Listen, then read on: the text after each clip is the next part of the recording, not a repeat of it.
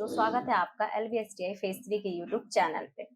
जैसे कि आप देख रहे हो, मैंने एक्सेल ओपन कर लिया है। यहाँ पे मैंने एक्सेल को ओपन कर लिया है। कल की क्लास में हमने HLOOKUP विद मैच फंक्शन का यूज वर्टिकल डेटाबेस को फाइंड आउट करने के लिए किया था।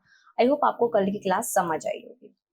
आज की क्लास में हम VLOOKUP विद इनडायरेक्ट फंक्शन का यूज करेंगे। अब देखो, VLOOKUP विद इनडायरेक्ट फंक्शन का यूज हमें किस तरह से करना है। मुझे यहाँ पे कुछ डेटा दे रखा है। मैंने यहाँ पे जो कुछ डेटा ले लिया, जिसमें चेन्नई का डेटा अलग है, कोलकाता का डेटा अलग है, हरियाणा का डेटा अलग है। अब देखो, इसमें एक चीज सिमिलर है। क्या? सभी में प्रोडक्ट नेम सेम दे रखे हैं। प्रोडक्ट नेम, अगर आप चेन्नई के प्रोडक्ट नेम देखो तो शर्ट पैंट जीन्स वही है, कोलकाता के देखो तो शर्ट पैंट जीन्स वही है, और हरियाणा के देखो तो हरियाणा के भी सेम है। सभी की क्वांटिटी डिफरेंट है। क्वांटिटी यहाँ पे चेन्नई की क्वांटिटी डिफरेंट है, रेट भी डिफरेंट है। यहाँ पे कोलकाता की क्वांटिटी डिफरेंट है, रेट भी डिफरेंट है। तो अब मुझे करना क्या है, मुझे डेटा को फाइंड आउट करना है। अब देखो, आपको क्या करना है, अगर कुछ इस तरीके से डेटा दे रखा हो जिसमें तीनों टेबल एरे जो दे रखे हो, तो तीनों टेबल में डेटा अलग अलग दे रखा हो और आपको डेटा फाइंड आउट करना, तो आप क्या कर सकते हो, VLOOKUP विद इनडायरेक्ट फंक्शन का यूज कर सकते हो। कैसे? सबसे पहले हम इन्हें रेफरेंस नेम दे देते हैं। तो रेफरेंस नेम देने के लिए मैंने फर्स्ट टेबल को सिलेक्शन दिया, चेन्नई वाले टेबल को चेन्नई के नाम से रेफरेंस नेम दे रहे हैं। यहाँ पे चेन्नई के नाम से रेफरेंस नेम दे देंगे। कोलकाता वाले टेबल को सिलेक्ट करके कोलकाता को कोलकाता के नाम से रेफरेंस दे देंगे। मैंने कोलकाता को कोलकाता रख लिया यहाँ पे, और हरियाणा वाले टेबल को हरियाणा के नाम से रेफरेंस नेम दे दिया। अब देखो, आप देख सकते हो नेम बॉक्स के ऊपर क्लिक करके, तो यहाँ पे तीनों टेबल को हमने रेफरेंस नेम दे दिया। अब हमें क्या करना है, अब हमें डेटा फाइंड आउट करना है। कैसे?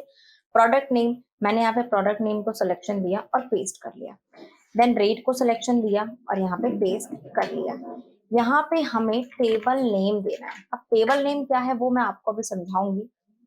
टेबल नेम क्या है, अभी फिलहाल के लिए हम टेबल नेम दे देते हैं। अच्छा, इसके बाद हमें क्या करना है, अब हमें यहाँ पे ड्रॉप डाउन बनानी है। ड्रॉप डाउन बनाने के लिए आपको डेटा टैब में आना है। डेटा टैब में आपको डेटा टूल्स का ऑप्शन मिलेगा और यहाँ पे डेटा वैलिडेशन पे क्लिक करना है। डेटा वैलिडेशन पे क्लिक करने के बाद अलाउ में आना है और अलाउ करना है लिस्ट। सोर्स पे क्लिक करके आपको सारे प्रोडक्ट नेम सेलेक्ट करने हैं और ओके कर दोगे तो देखो यहाँ पे ड्रॉप डाउन बन जाएगी और सारे प्रोडक्ट नेम ड्रॉप डाउन के अंदर आ जाएंगे। मैंने प्रोडक्ट नेम को सिलेक्शन दिया, टेबल नेम, रेट। अच्छा, सबसे पहले यहाँ पे प्रोडक्ट नेम में मैंने प्रोडक्ट नेम ले लिया है ट्राउजर। मुझे ट्राउजर का रेट फाइंड आउट करना है।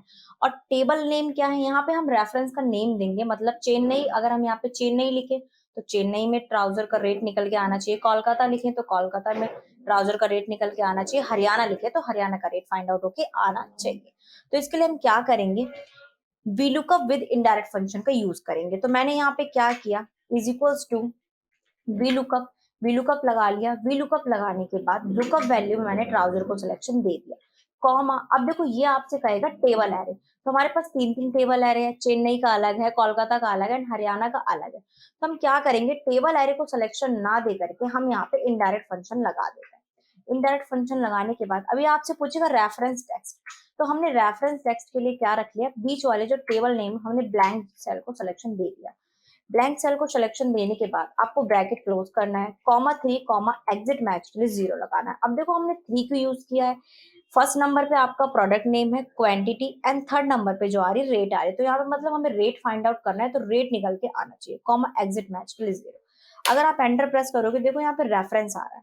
तो हम क्या करेंगे, यहाँ पे चेन्नई लिखा, चेन्नई लिखो आप। तो देखो, चेन्नई में ट्राउजर का प्राइस क्या है, 2500 रुपए यहाँ पे निकल के आ जाएगा। अच्छा, इसके अलावा अगर आपको कोलकाता का देखना है तो आप कोलकाता का देख सकते हो, हरियाणा का देखना है तो हरियाणा का देख सकते हो।